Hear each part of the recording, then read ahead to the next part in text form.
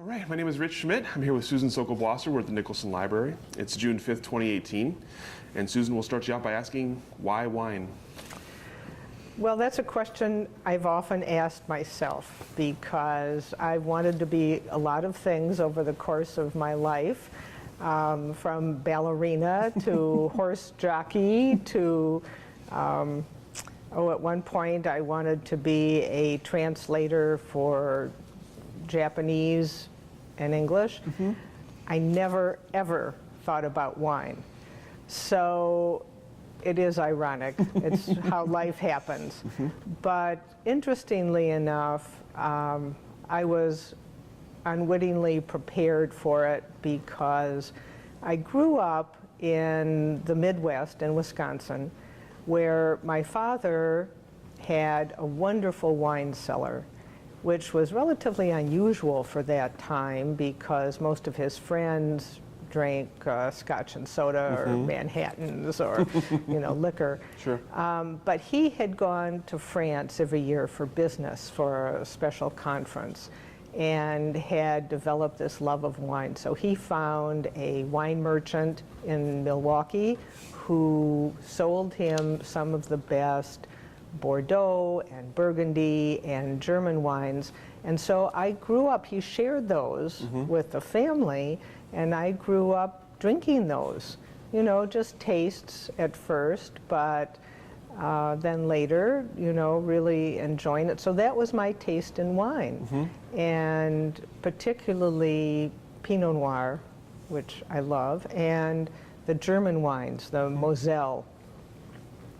So when you think of Oregon and you think of the wonderful Pinot Noir and the wonderful Rieslings, I was being trained, my palate was being trained for that from the time I was in high school on.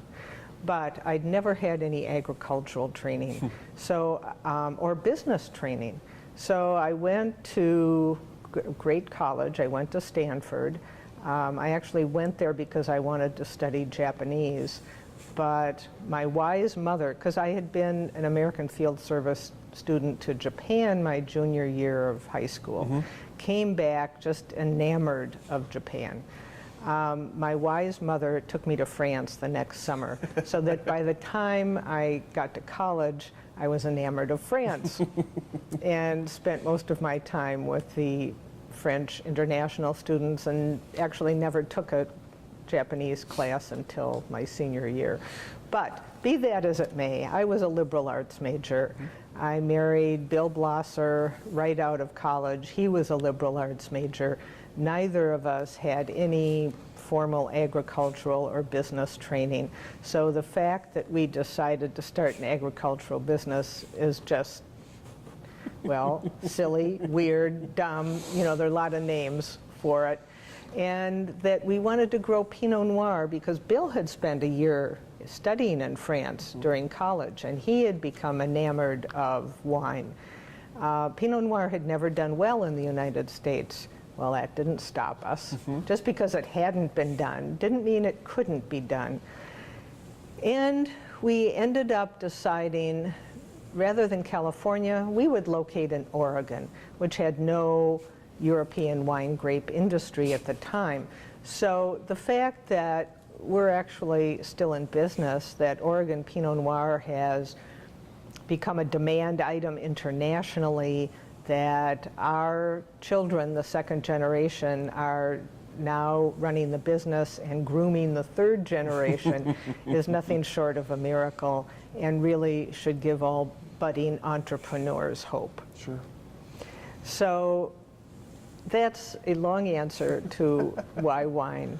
When I look back on that, that was the first question people always asked. How did you get into this business? Because, when we bought our first piece of land at the end of 1970, there was no European wine grape wines on the market in Oregon. There were a few folks who had just planted vineyards, and when we got here and decided on Oregon, we found there were a handful of other young couples just like us, young urban professionals who had decided to go back to the land and grow wine grapes. So we became friends, we supported each other, we shared information, and started a ethos of collaboration that has continued until this day. When you started, did you have any idea that the industry could actually become something like what it is today? Was there any inclination in your head that there was this potential? Well, we knew there was potential, and we got hold of a master's thesis that Charles Curry had done. He was one of the early wine growers that he had done that showed the Burgundy-Oregon connection. And that gave us all hope that if, you know, Pinot Noir, Burgundy was a mother lode of Pinot Noir. And so if that worked, it should work in Oregon too. But the reality was we had no proof. We tried everything. Conditions were so different in Oregon from either California or Burgundy that we literally had to write the book on how to grow grapes in Oregon. So what I was trying to think of before is, as I look back and think about that question, why did we get into the wine business? I am an old history major, so I look at this with the idea in a broader context. And when I look at the decade between 1965 and 1975, we who lived through it remember assassinations, political strife, Vietnam War protests, race riots, bra burning. I mean, there were a lot of movements, social movements going on, and that's what stood out. That's what the news was about. But behind the scenes, and what we live with today, there was an incredible, innovative, entrepreneurial spirit with out-of-the-box thinking that really changed our lives. This is the decade when Apple started, when Microsoft started, when Starbucks started. This is the decade that Julia Child changed our view of cooking and eating. James Beard was alive. I mean, in almost every field, there was tremendous entrepreneurial innovation that has radically determined our lives today. And I look back and I think we were part of that innovative, out-of-the-box thinking. We were just manifesting it in a different way. Sure, sure. Do you attribute that just to people needing something to try something at the time, to get away from all the things that are going on in the world? Or is there, what do you attribute to this sort of innovative rush?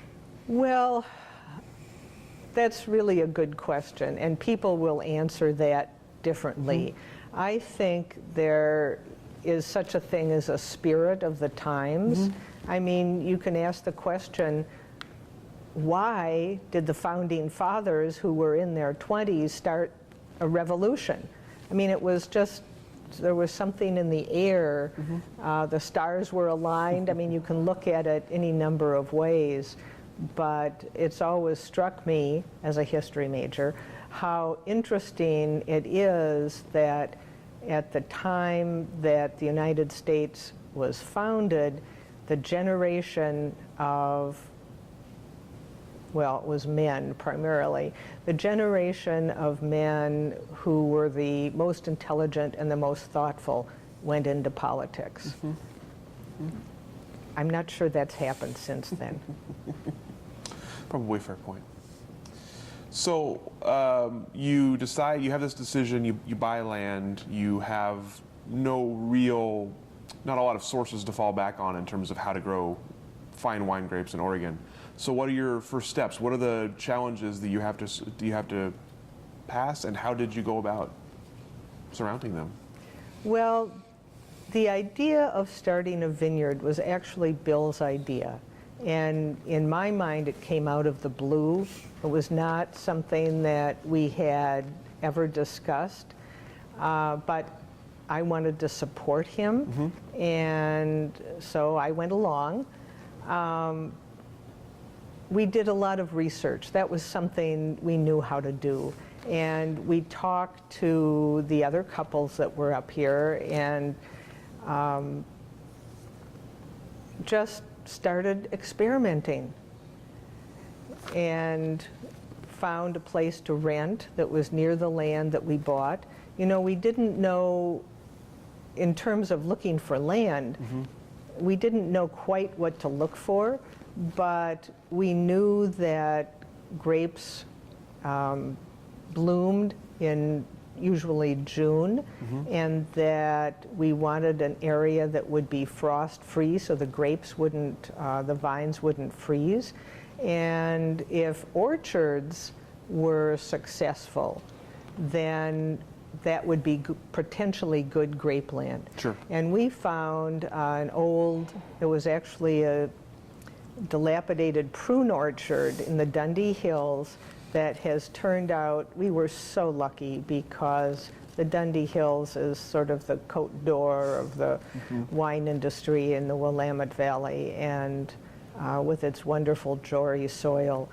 And it was just luck for us that we found that, and then got to be friends with a local farmer who was about to retire and whose land abutted ours, and we bought his land. We sort of bought our way down the hill, and they were good friends. They helped us learn how to farm as well.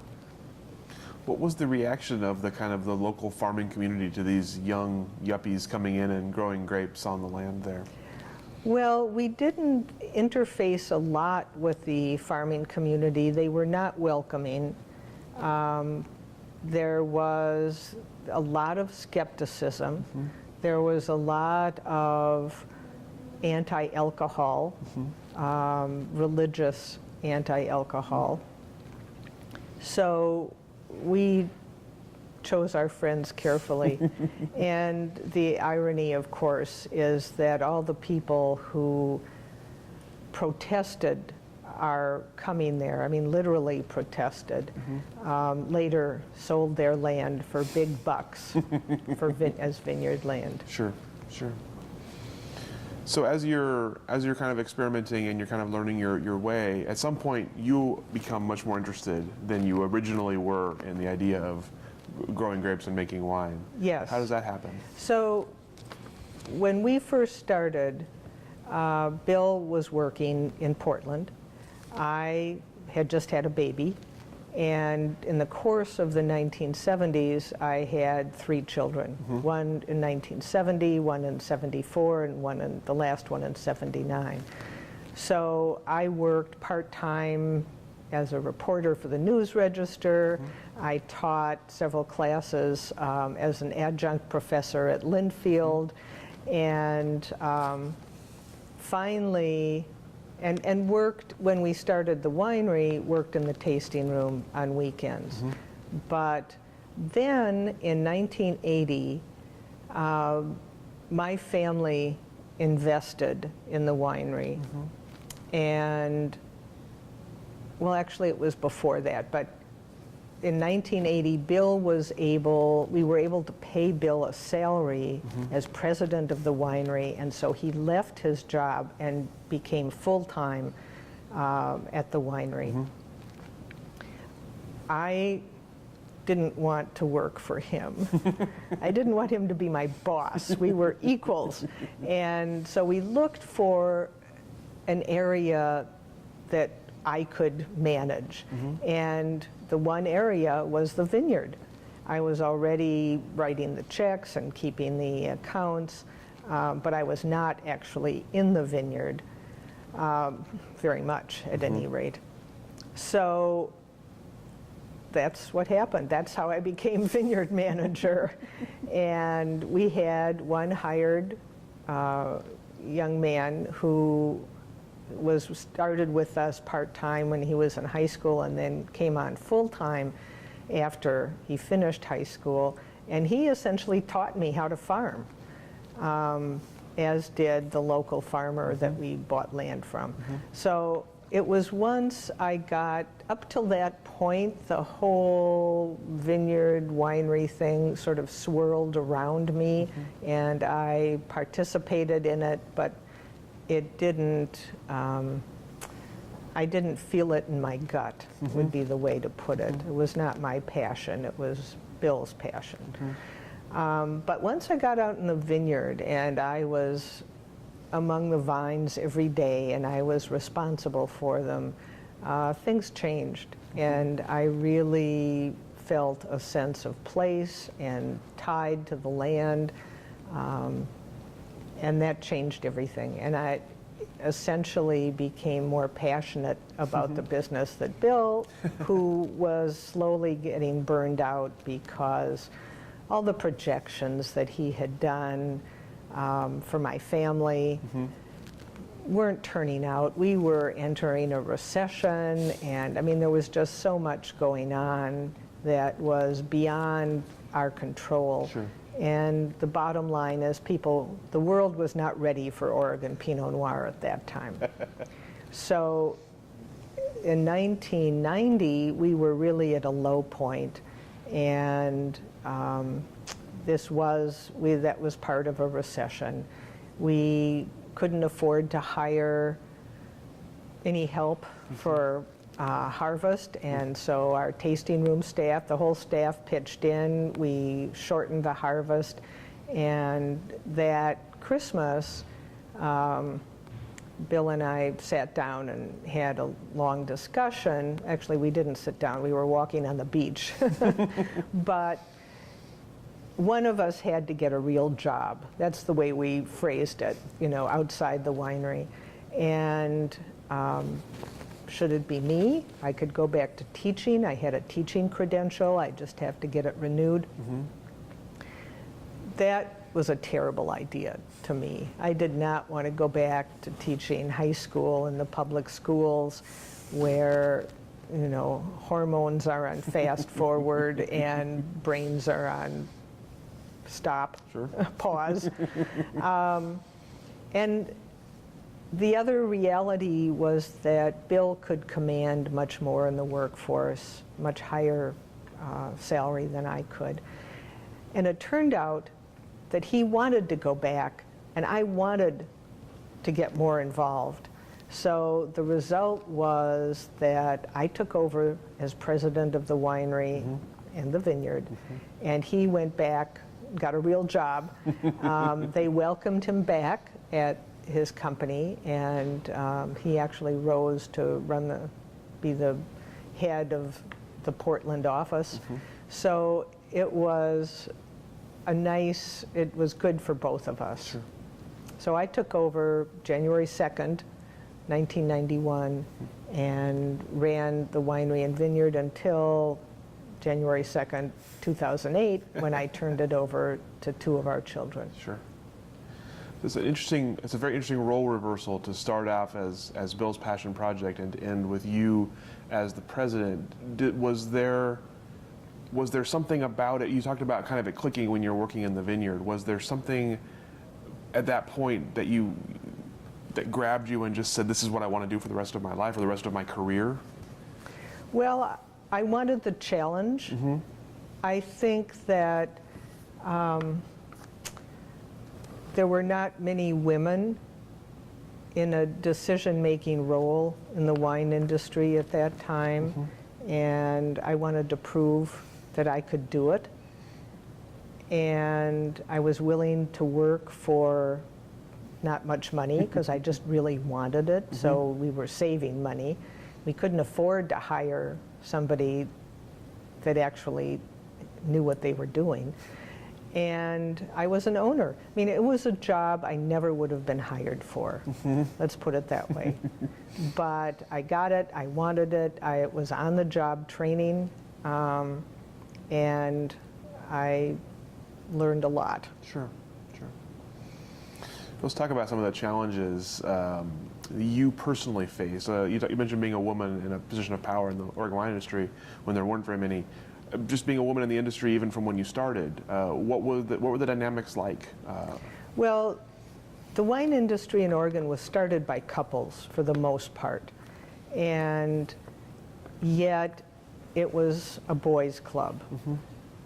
It was, the women were, if you think of sports, the men were the starters, and in basketball, the women were the bench. So they were critical to the operation, but they didn't get the glamour, they didn't get the attention. The publicity shots are all of the men. Sure.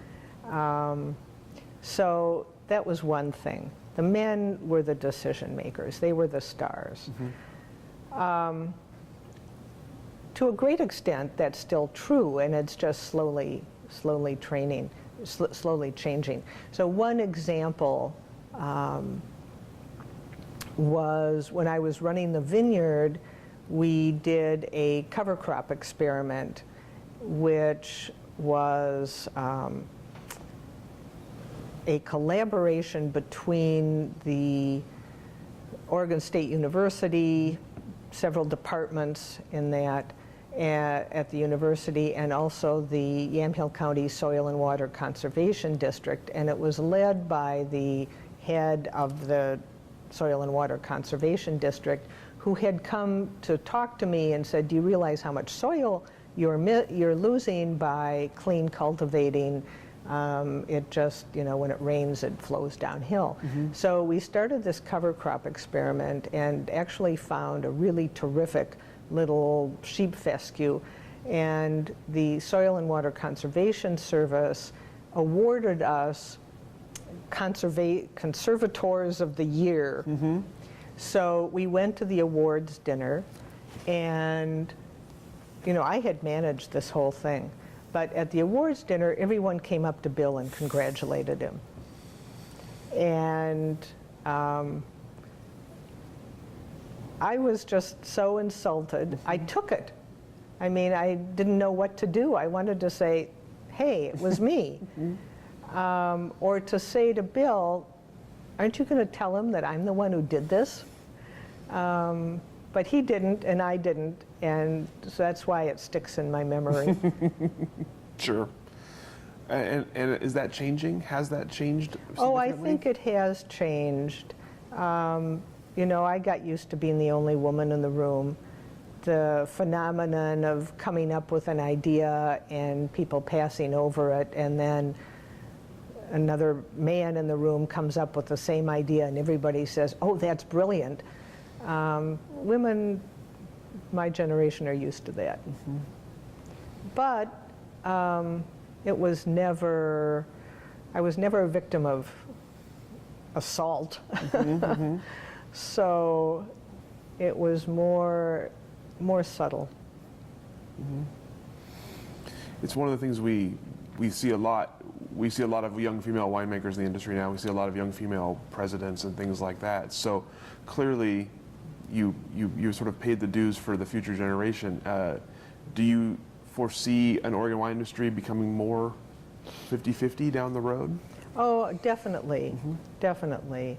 My son and daughter are co-presidents, and my son is co-president winemaker, and my daughter is co-president CEO. So I like that. Let's talk a little bit about that transitional period where you are passing down, you're planning to retire, you have your son and daughter waiting in the wings. What was that like for you personally, and what was that like for just sort of the Sokol Blosser brand, I guess? Well, we never started out to be a family winery. Bill and I were just doing our thing, and never encouraged our children to come into the business. Although they grew up in it, they worked in it, it was, a big part of their lives. Our lives revolved around the winery and the vineyard, and our idea of a family outing would be to go to a wine festival. And in fact, we did, when the Newport Seafood and Wine Festival started, that would have been, I think, in the 1980s, we would go, and Bill's parents would come with us, and his father would help Bill and I pour, and his mother would take the kids and take them to the beach or do Sure. things. So it was really a nice family time. But what happened is they each went off to do their thing. And, we thought after seeing their parents work so hard and be so focused, they would want to do something else. Mm-hmm. And indeed, they each did go off, and they all circled back, which was a surprise.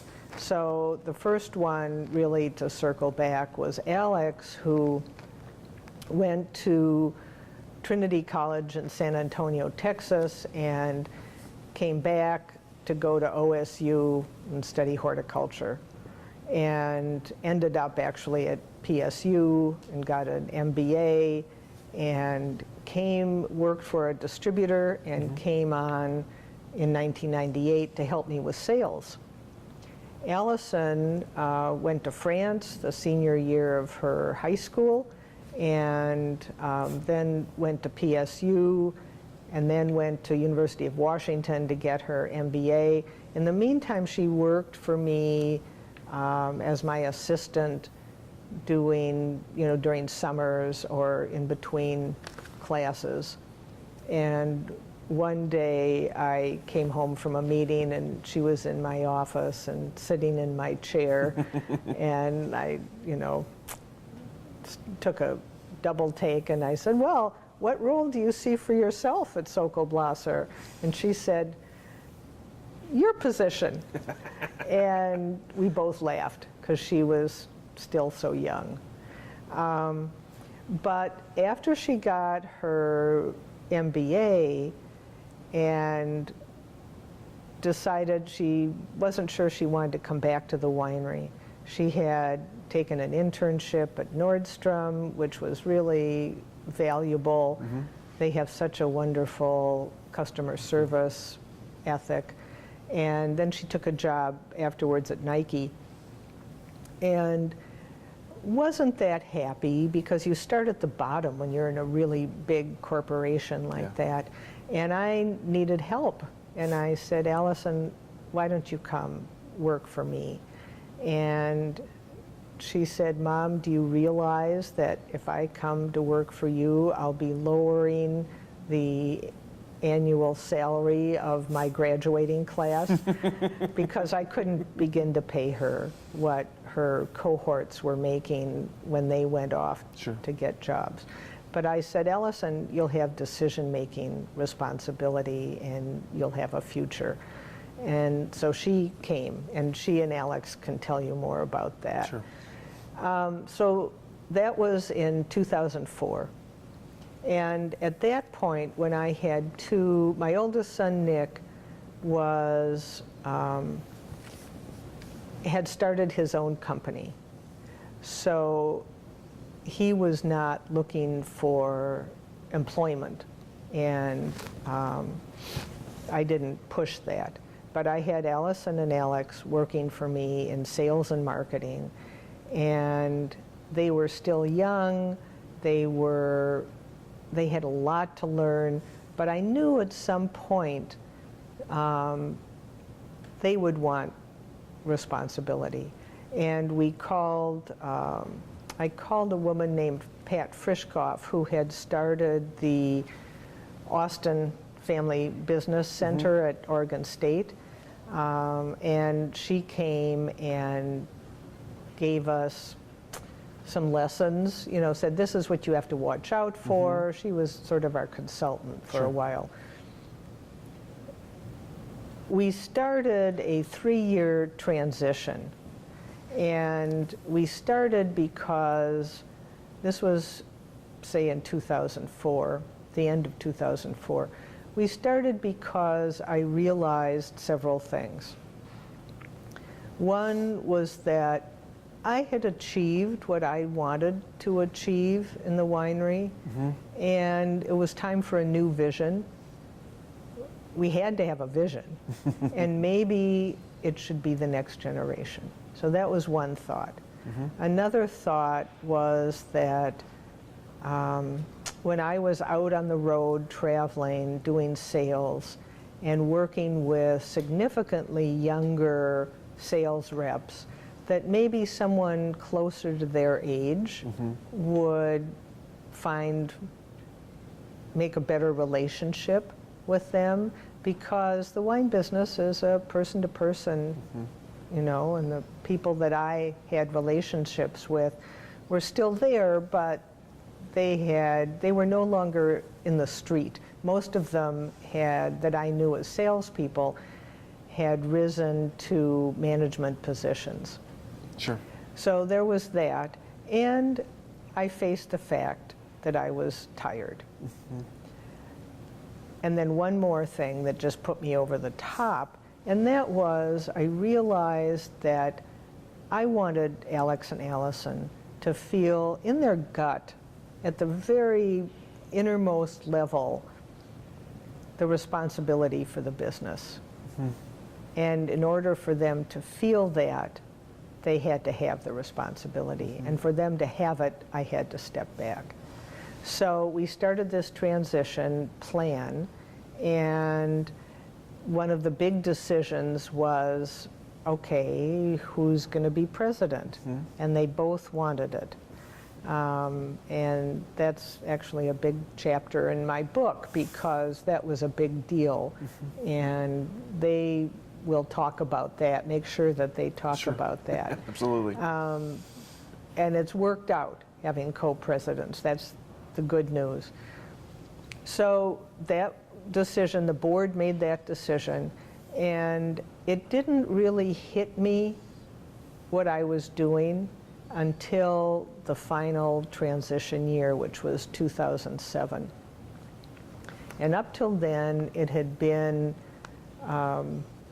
an intellectual exercise, I guess you could say. Sure. You know, we want to train the kids, this is what we're doing, I'm going to involve them in everything, blah, blah, blah. And then it hit me that they would be the decision makers, I wouldn't. They conceivably could do something that I didn't agree with, and that would be their decision. And who was I if I wasn't Susan's CEO? So I went to, Alison actually suggested that I work with their business coach. And I did, and she helped me understand that I was going through a grieving process, that I was really giving up something that had been my life, really all my adult life. And I also realized that family business is a very special niche. Alice and I we were invited to speak at a family business conference in Chicago at Loyola University, which also has a big family business program. And we went, and this was in 2007, and I was in the throes of all this angst. And I decided, you know, the only thing I could do was to talk about how difficult it was for me. And I had so many people come up to me afterwards and say, thank you for being so honest. Tell me that their parents had not given up control. They wished they would. All they did was take longer and longer vacations, but still hold on to the reins. I call that the Prince Charles syndrome, you know, where you've got your child waiting in the wings, but you're holding all the strings. I did not want that to happen. So I realized that what I was doing was relatively unusual, to have a transition plan. And we worked on, okay, what would be my relation to the winery after I turned over control? And that was also difficult. We ended up with something that worked for both of us, that I would do public relations, Alison and Alex could call on me, but they were the day-to-day decision makers, and I would stay on the board, which is a family board. Sure. So, you know, it all worked out, but it was truly difficult for me. And I kept asking myself, why is this so hard? This was my idea. But I kept, what I guess you could say, sabotaging, which is what our first consultant, Pat Friskoff, said is the danger. So for example, we had an executive committee, which was me and Alison and Alex and our controller and the winemaker, and we would make the major decisions of the winery. This was the team. And so we'd sit, and my goal was to let them discuss when an issue came up, and I would be Socratic, asking leading questions, but they fumfered around so that, I knew what needed to be done, and I would, more often than I like to admit, insert myself and say, well, why don't you just do this? And that would stop the discussion, because they looked to me, and the staff looked to me. So what happened, what pushed me to finally let go, was I went to, I had a trip planned to Atlanta to the High Museum Wine and Art Auction, which I love to go to, and then to Toronto to our importers' gala. So I wanted to take Alison because I wanted her to see the High Museum auction, and hopefully she would go to that in the future. And then she'd have to come to Toronto with me. So she said to everybody, I'm going as Mom's baggage handler, which, we all laughed. So we went to Atlanta, we had a good time. We went to Toronto, and I broke my ankle. So I was going to, this is when my first book, At Home in the Vineyard, had just come out, and I was doing a winery dinner and a book reading. Well, the reality was I am a card-carrying member of the Canadian health system now.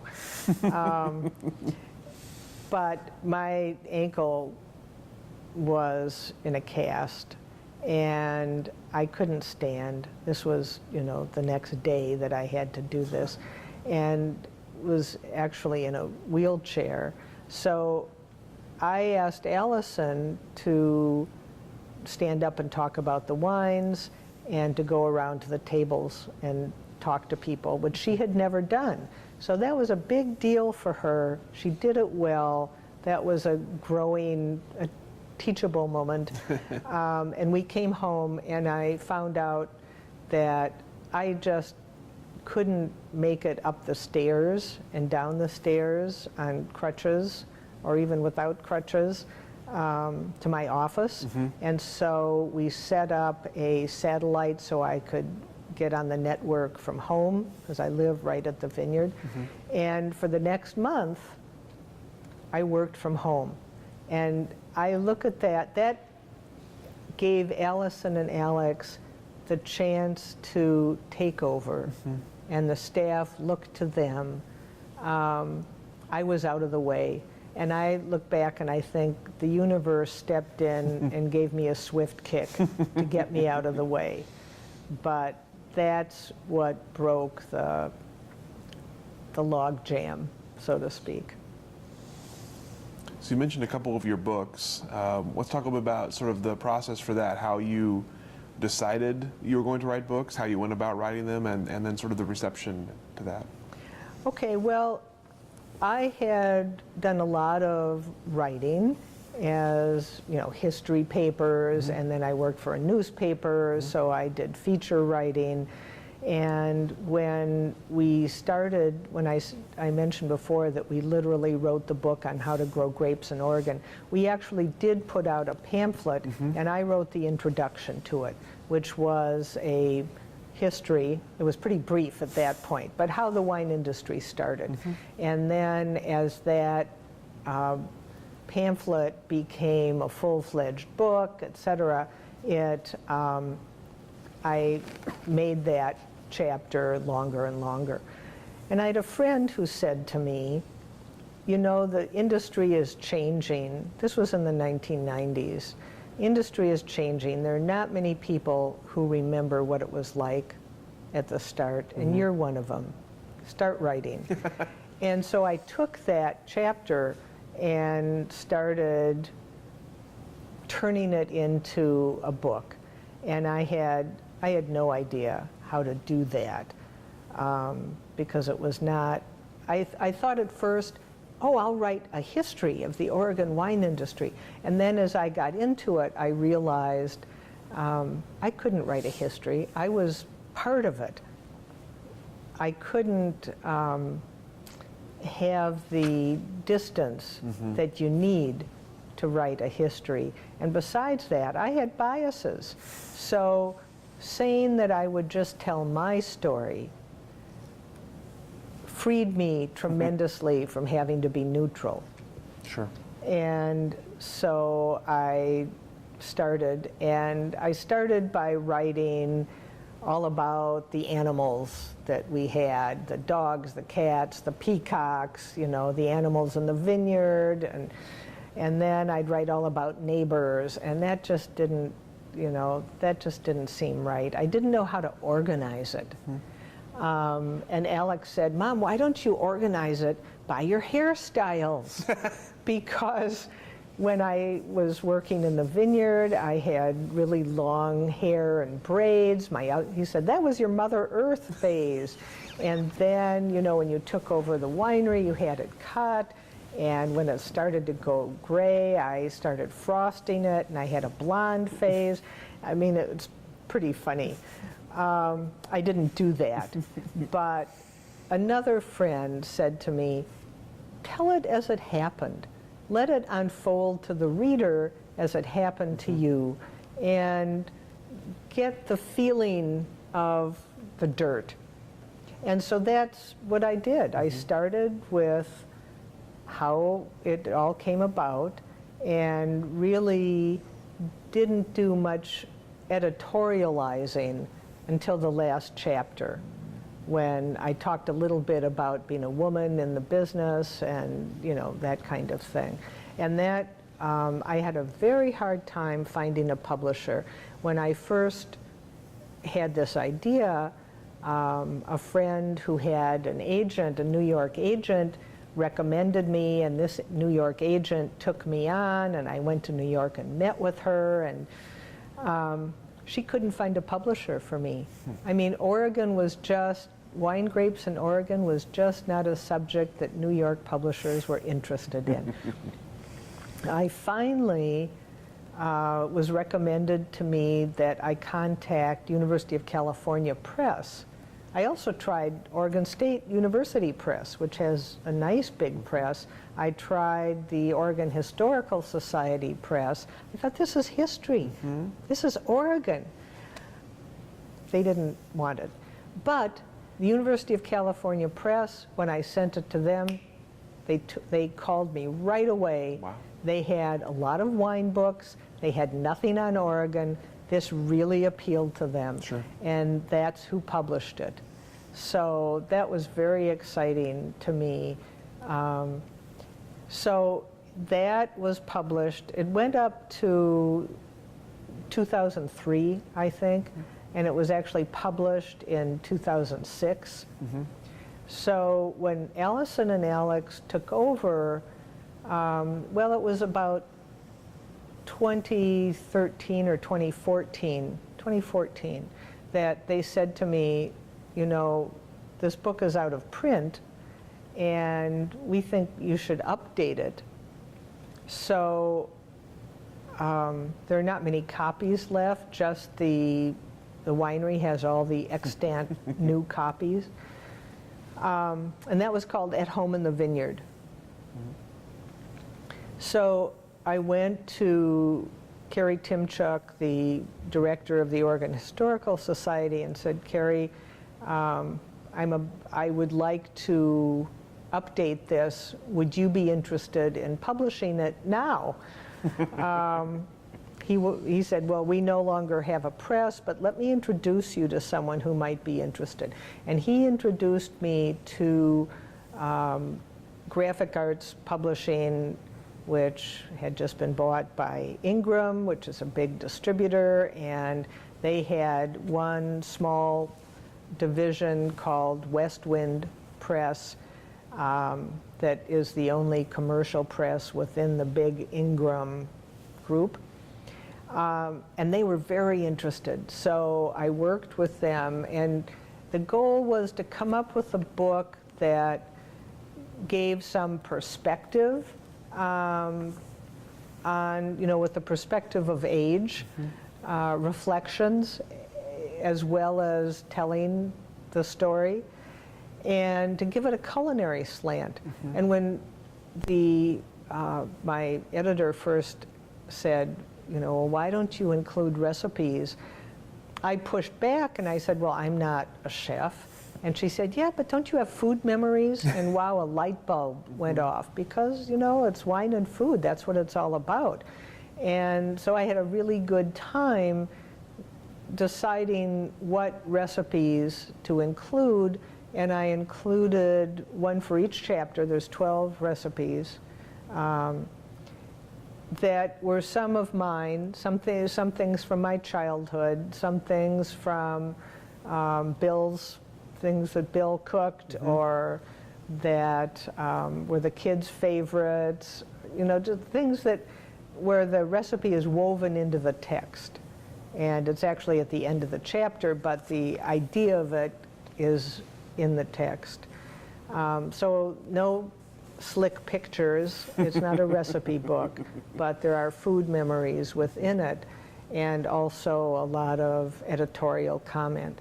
So that is my contribution, and it goes up through, covers the transition and my sort of reinventing myself, goes up through 2016.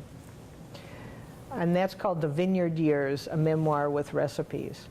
But I have two other books. In 2008, I self-published a book called Gracious and Ruthless, Surprising Strategies for Business Success.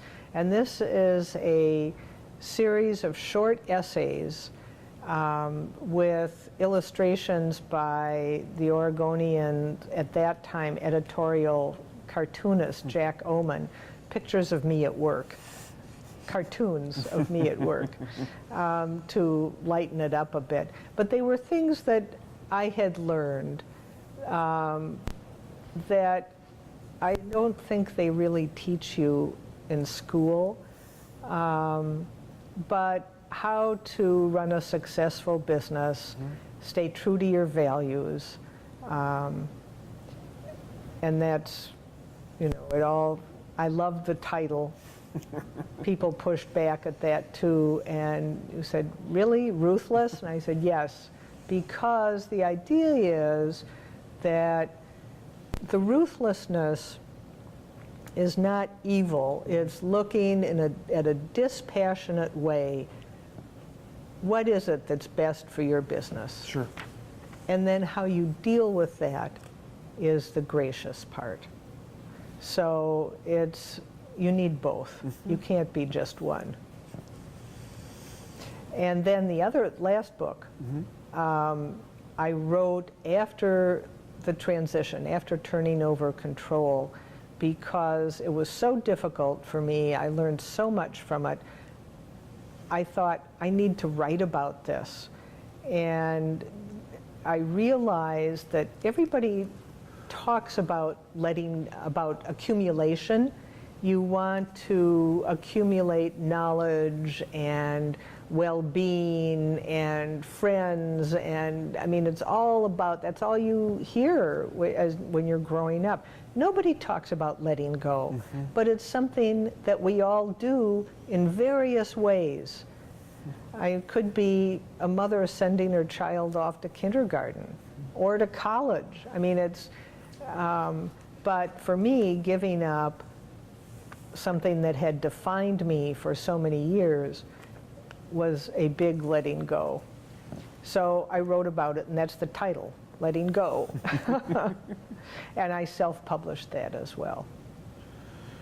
What kind of reception did you find locally, nationally, to the idea, especially those last couple books of the kind of unknown practices for business, and especially with ruthless in the title, and then the idea of letting go? Did you find there was an audience out there that was like, yeah, I need something like that? Well, yes, the audience is out there for both of those, and the people who have actually read them have given me really positive feedback. Mm-hmm. I have a few business women friends who say they keep a copy of Gracious and Ruthless at their desk, and they read it periodically because it inspires them. Sure.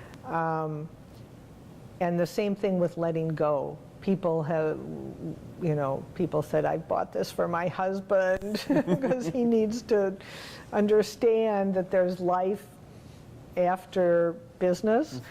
Mm-hmm. So the difficulty has been, there's not a wide enough audience Mm-hmm. for it. And I haven't put in the marketing work that I really need to. So it's, and because they were self-published, they haven't been reviewed, was something I didn't realize before. So I've gotten really positive feedback on all my books. They just don't have, in my mind, a big enough audience.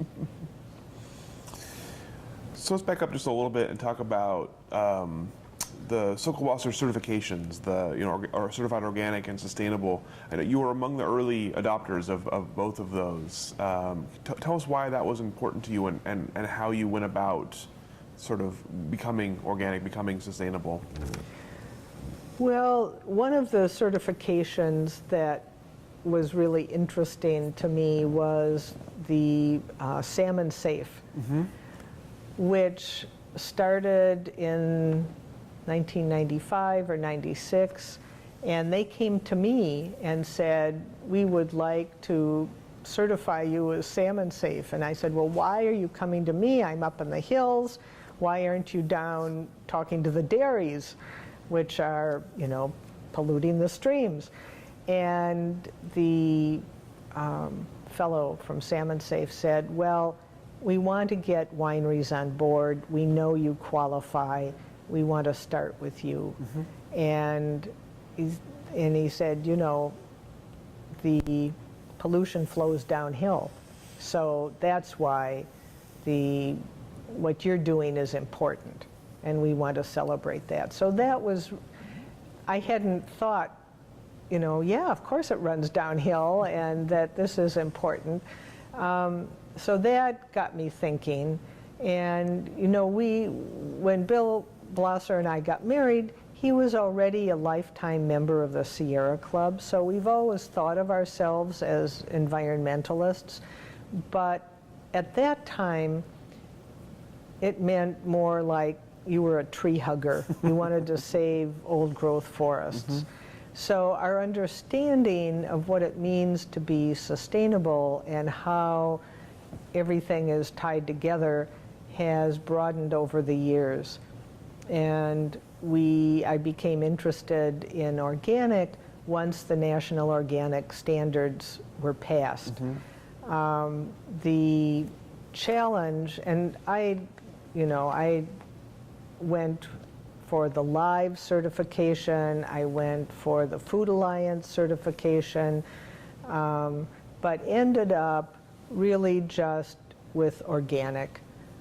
It took me several years to actually finish filling out the application, which was asked for 3 years of records, of inputs and outputs, and we had all that. It was just such a pain to compile it. Sure. So I didn't have any secretarial help or assistance to do that. So I was the one who had the information. I had to do it all. I put it off. Finally, I said, I'm going to do this, because it was a point where sustainability was starting to be a buzzword, And I had the feeling that everybody was going to start saying how sustainable they were. And I felt it was important, if we were going to say it, that we could prove it. So I went ahead, we got our organic certification, and I also joined a group called Business for Social Responsibility, which was a real interesting eye-opener to me. It was something I was invited to join by a Portland friend, and it was not, I was the only winery or vineyard in the group.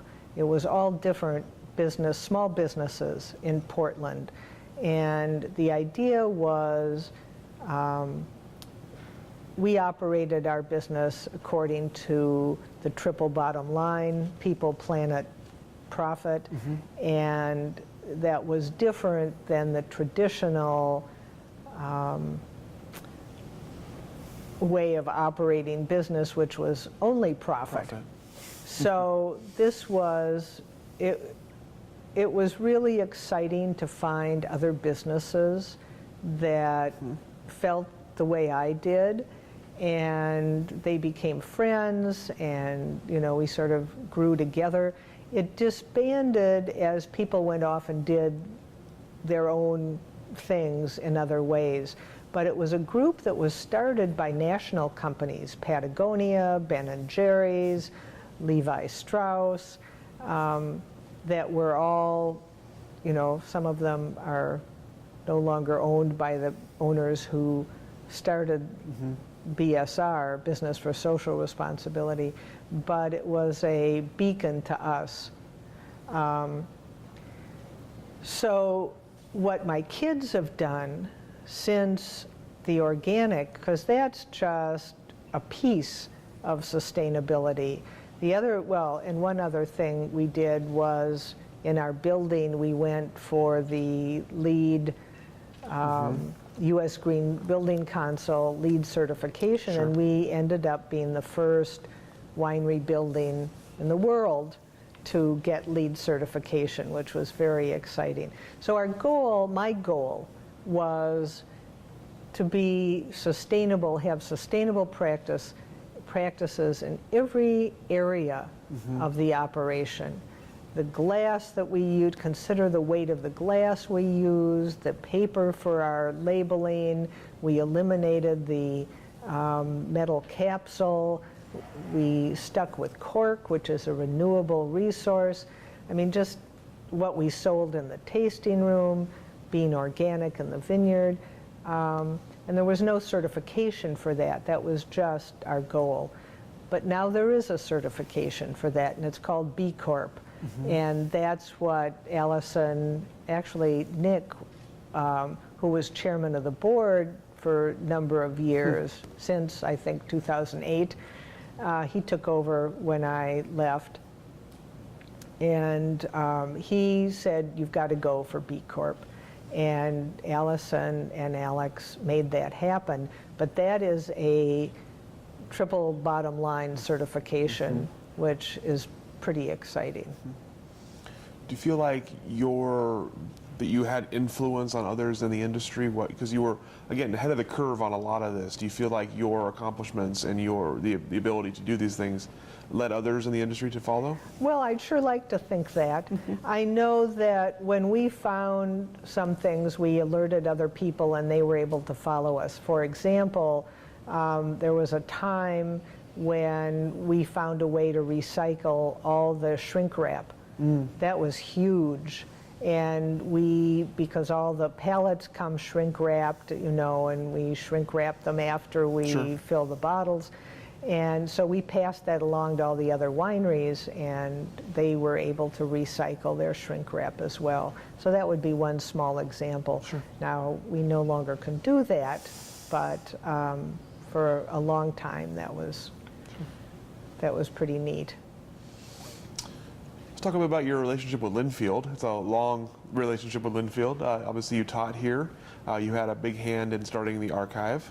So talk a little bit about sort of watching Linfield grow and change as you were a neighbor, and then your involvement with this over the years.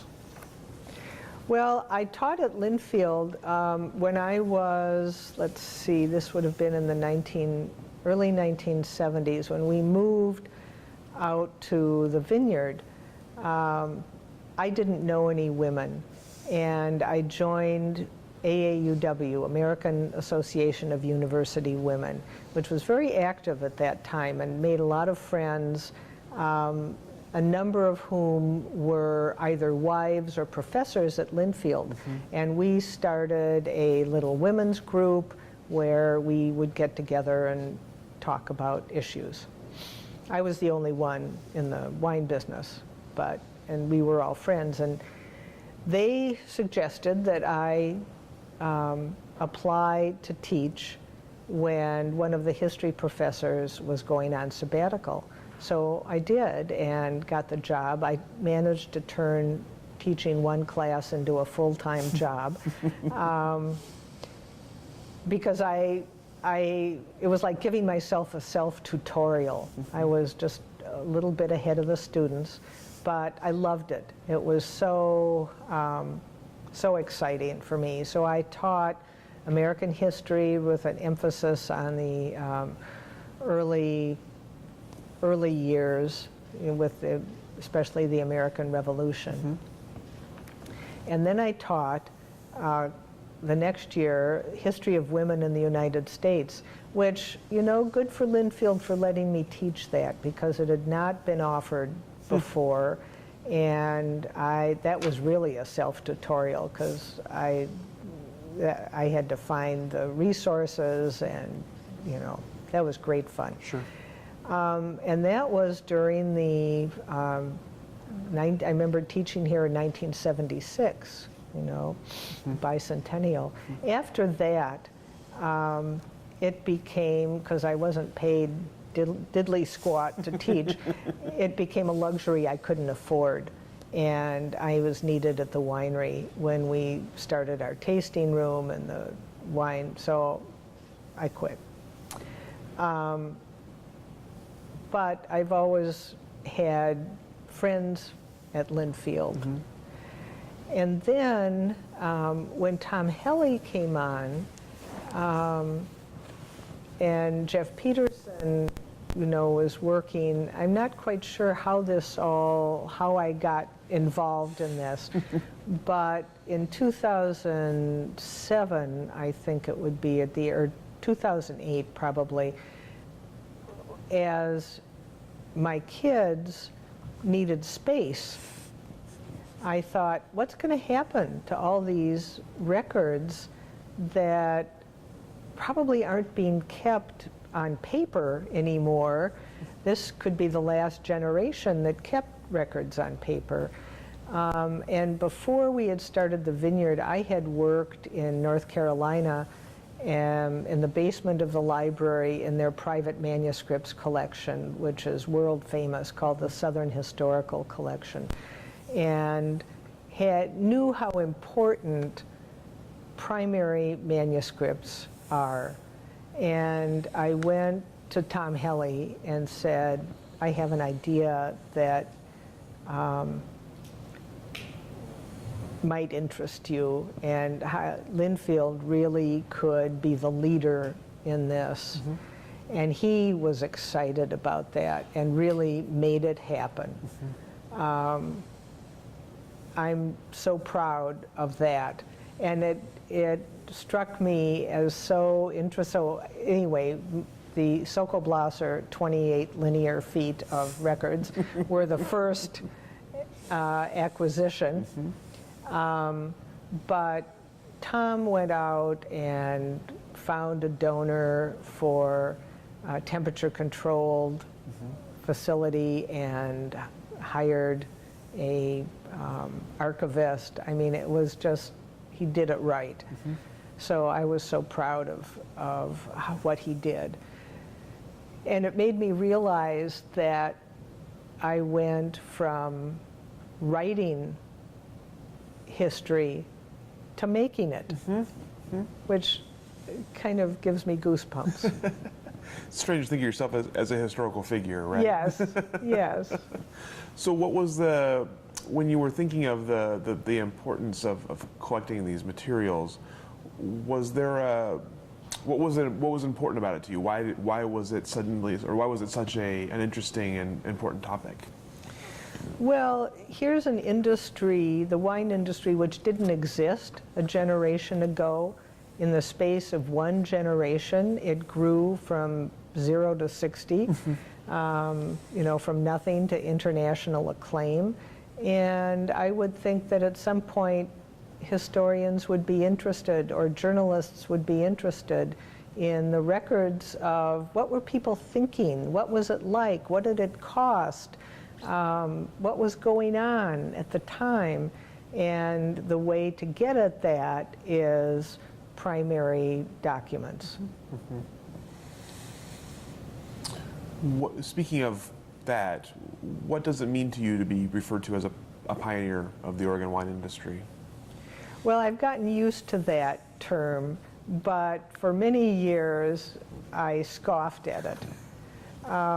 But I have to admit, it's true. I'm one of the few people that was here at the beginning, and we made it happen.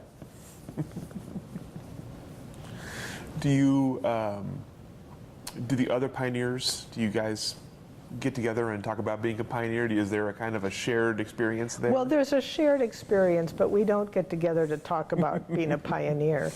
Every once in a while, we'll, if we happen to meet, we'll say, remember such and such. Mm-hmm. Mm-hmm. But we have shared memories, for sure.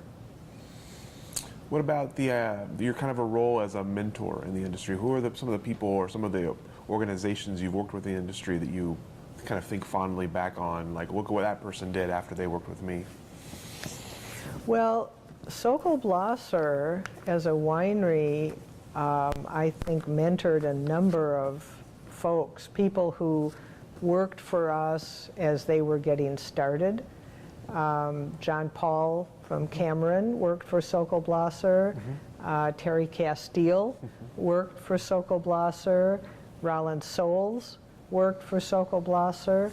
And then there's a number of people who worked, that was in the winery. Mm-hmm. And then a number of people who have worked, Gary Mortensen, who's currently president of Stoller, was my vice president for a number of years. The head of Visit McMinnville and his marketing assistant both worked for Sokol Blosser. Mm-hmm. So I feel like we have launched a number of folks who've been very successful, not because they worked for Sokol Blosser, but we gave them an opportunity to launch them off. When you first started, and then when you kind of became invested in the vineyard, what were the expectations you had for Sokol Blosser, for your own brand, for your own company, and how did you deal with meeting them, not meeting them, and did you ever expect it to look like it does today? That's a lot of questions. Sorry, kind of dumped them all together there. I'm just sort of thinking about sort of managing expectations along the way, going from an industry we have no idea if it will have success, and then as you become more invested, managing your changing expectations. Well, the expectation, in the vineyard is that the vines are strong enough to be immune to disease and pestilence. Mm-hmm. And that the resulting crop is disease-free and delicious. I mean, that's simple. Mm-hmm. How you get there is more complicated, but that's the vision.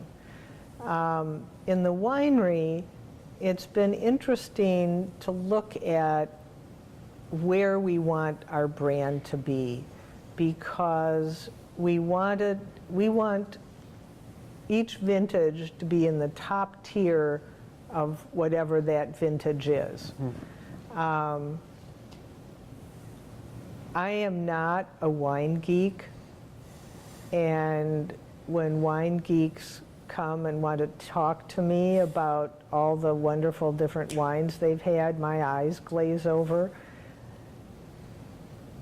Wine, to me, is part of a healthy, balanced lifestyle. It's about quality of life. It's not snobby. It's not, it's just there, like a wonderful peach, you know?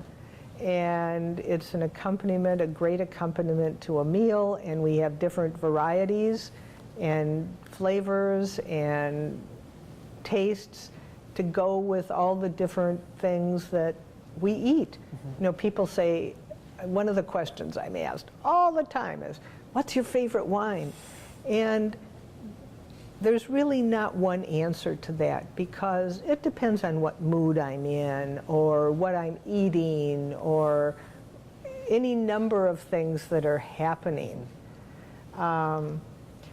So it's part of life, and I want it to be seen that way and not as, well, let's see.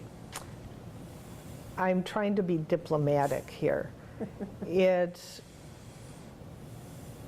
I want people who love wine to want to have our wine in their wine cellar.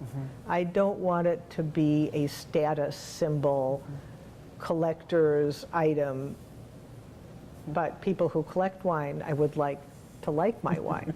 So there's a fine line there. And I want our winery to be welcoming to everyone. So what's your favorite wine? No, I'm just kidding. So you talked about earlier about kind of having to reinvent yourself through the transition after your retirement from the winery. So I know you've worked on a lot of other projects since, and probably have some more on the docket now. So talk a little bit about your kind of post-wine career. Okay. Well, when I finally let go, it was like the world opened up to me, that in the sense that all my intellectual and emotional energy had been focused on the winery and the vineyard. And when that was taken away, I had all this energy and all this intellectual and emotional time to put towards something. So the immediate thing that happened, you know, it was like, I could do anything. What do I want to do? And before I really had a chance to choose, I was recruited to run for office. And I ran for office in 2010 for the state legislature. And I thought, this suited me because I had small business experience, I had agricultural experience, I had educational experience. That really represented the people of Yamhill County. I was running against a man who had been voted the least competent person in the legislature by a poll of somebody anyway. So it was like, this election is mine to lose. Well, I lost it. It was a huge ego blow to lose to this person who I felt was so incompetent. But on the other side, I had re-engaged with the community during the campaign. I raised a lot of money, and I had so much momentum from this campaign and the issues. And my first impulse was to, you know, step back and lick my wounds. But I realized that I could build on this momentum. And I took the money that I had, and I started a nonprofit to work on issues in Yamhill County that interested me. And I called this the Yamhill Enrichment Society, or YES, because I wanted that acronym. And we have since come up with, and I had a nice board of energetic, accomplished people. And we have morphed over the years. We became a 501c3 and now have 3 programs that are really super. One is an early childhood literacy program where we enrolled children from birth to 5, and a program, a national program called Imagination Library sends to each child to their home every month an age-appropriate book. So it's the only early literacy program that actually sends books to their home. So our goal is to sign up every child, that age group, and we're over half, so that's exciting. We have started a early childhood music program that is part of an international program called El Sistema, the system, where kindergartners start to learn the violin. And it's during music class, and they learn the violin in kindergarten and first grade, and then they can go on to other instruments or stay at the violin. It becomes an after-school program. So we started with one school in Newburgh, 4 kindergarten classes. They are adorable. Our vision there is that every elementary school in Yamhill County has this program. The third is both a project of and a fundraiser for YES, and that is called the Bounty of Yamhill County. And this is a weekend of culinary adventures at the end of August, with a grand finale called Big Night, where we pair 20 chefs, local chefs, with 20 local farms and have sommeliers pouring wine from 20 to 25 local wineries. And the idea is that we celebrate this incredible coming together that we have in Yamhill County of talented chefs, small sustainable family farms, and famous wines at a level that no other county in Oregon has. So this is a pretty exciting, and then it's also a fundraiser for our other programs. So you're not bored. You're staying plenty busy. Well, yes, and then I'm also doing more writing. I really rail against the idea of retirement. I think of it as redirection, reinvention. The people that I know who are stepping back from positions have so much to give that, playing golf and bridge just doesn't do it. Sure. So let's talk about Sokol Blosser now that you are on the board. Where do you hope it goes in the next 10, 20 years? What do you foresee it looking like down the road? Well, I guess if it could be anything, I would love to see the third generation coming on board, and maybe even expanding so that there are other things that the third generation, as we get more family members, whether we're producing cheese or bees, honey, sort of auxiliary things that would interest people. I don't know if this is what Alison and Alex have in mind. I just think that would be really cool. And I know you've mentioned to me before that you have like a program for the third generation to gauge their interest. Talk a little bit about that. Well, Alison is really heading this up, and Alex as well. So we have the oldest grandchild who just turned 18 yesterday and is going off to college, it has for the last few years spent 2 weeks every summer working in the vineyard. And will do that this year as well, and his younger brother, who's 15, is starting to do that. And they also work during, Memorial Weekend, Thanksgiving weekend, not necessarily in the vineyard, just doing chores. Alison's oldest son, who is just 10, came to Memorial Weekend in his 3-piece suit to greet people, and he gives water to the dogs or takes them for a little walk. He's good with animals.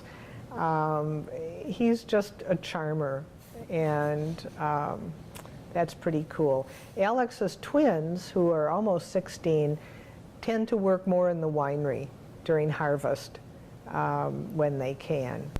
So at this point, and then the other thing is, there are 2 other things. One is that we have a first, second, third generation weekend that we've done twice now. We'll do that annually, where we have activities. We're a close-knit family, so we tend to spend holidays and things together as well. But the other thing Alex and Alison did was have a video made where Bill and I were interviewed, all the 3 kids were interviewed, to give a sense of the history. And we've showed that to the grandkids as well. You're in a pretty unique position to talk about sort of the history of the Oregon wine industry, having been here since almost the beginning of at least the modern Oregon wine industry. And we always like to ask people what they've seen change, and of course you've seen everything change, but in addition to pure size, what are some of the other changes you've noticed, and what are some of the things that have stayed the same, or roughly the same, since the beginning? For example, you mentioned the collaborative spirit of the industry. Has that remained the same? Is that still the same today?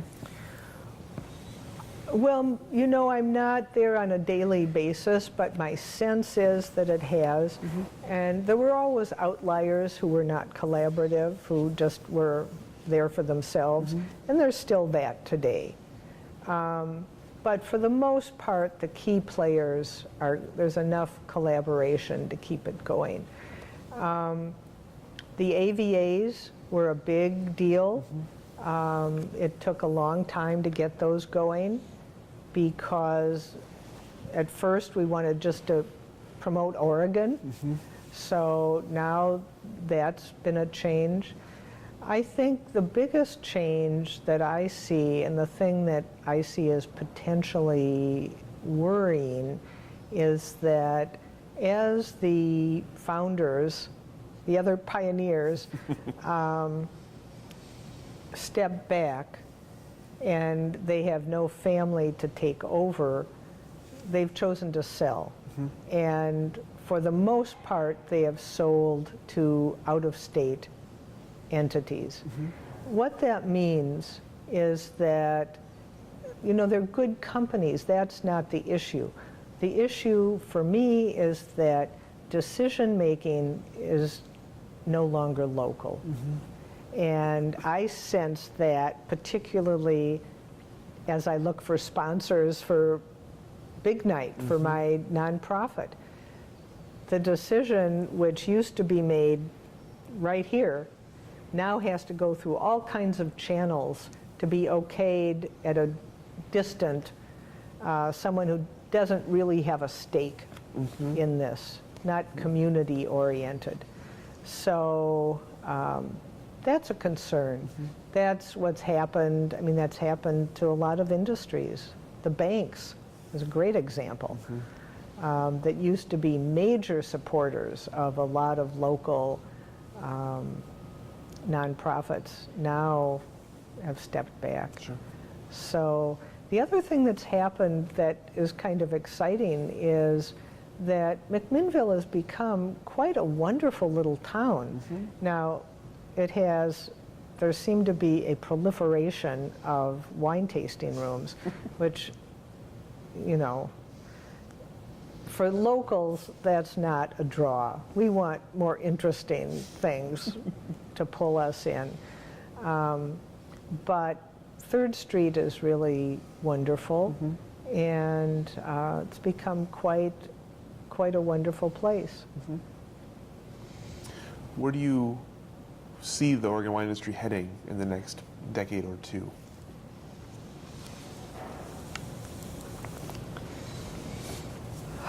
Or where do you hope it? Or where do you hope it heads? Well, yes, that where I hope it heads is probably easier to answer because I sure don't have a crystal ball.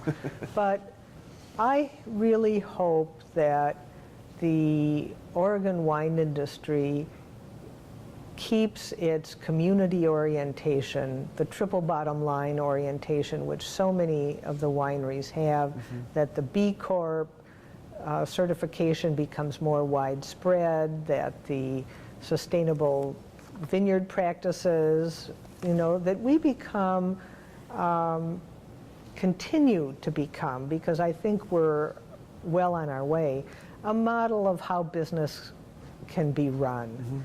And that this is also reflected in the quality of the wine and the recognition internationally that this is really a wonderful industry. Sure. Do you think the growth rate as it stands now is something that will continue for the foreseeable future? Do you see a cap in sight for number of wineries or number of vineyards? Oh, I have no idea. I'm not a good enough economist to answer that. Okay. It sure seems to be mushrooming. You know, everybody wants a vineyard. Well, those are all the questions that I have for you. I'm finished. Do you have anything else I should have asked? Anything else you'd like to add? No, I don't think so. It was really quite complete. Good, good. Well, thank you so much. We always appreciate talking to you. And wow. thank you so much for all your answers.